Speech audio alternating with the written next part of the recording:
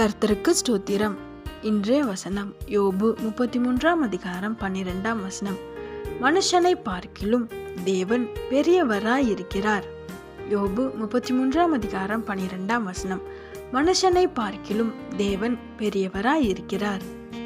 இங்க வசனம் ரொம்ப அழகா சொல்லுது. மனுஷங்கள்லாம் விட பெரியவர் தேவனா. ஆமென். ஏசப்பா மனுஷங்க எல்லாரும் விட பெரியவர். விசுவாசிக்கிறீங்களா?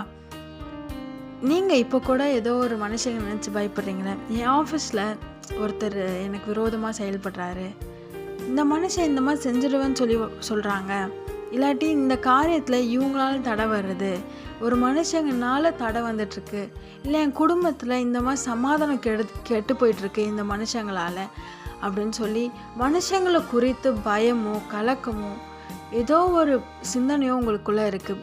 இன்னைக்கு ஏசப்பா சொல்கிறாரு, அந்த மனுஷனை விட நான் பெரியவராக உன் கூட இருந்து உன்னை ஆசீர்வதிப்பேன்.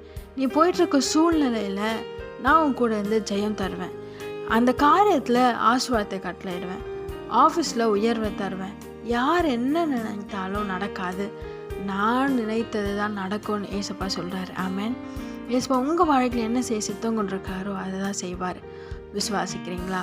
அவரோட சித்தம் அவரோட விருப்பம் உங்கள் வாழ்க்கையில் நிறைவேறும். எந்த மனுஷங்களோட பயம்புறுத்துதலுக்கோ மிரட்டுதலுக்கோ பயப்படாதீங்க. கர்த்தர் உங்கள் கூட இருக்கிறார். மனுஷன் இந்த உலகத்தில் இருக்கிறவனை பார்க்கிலும் நமக்குள்ள இருக்கிறவர் பெரியவர்.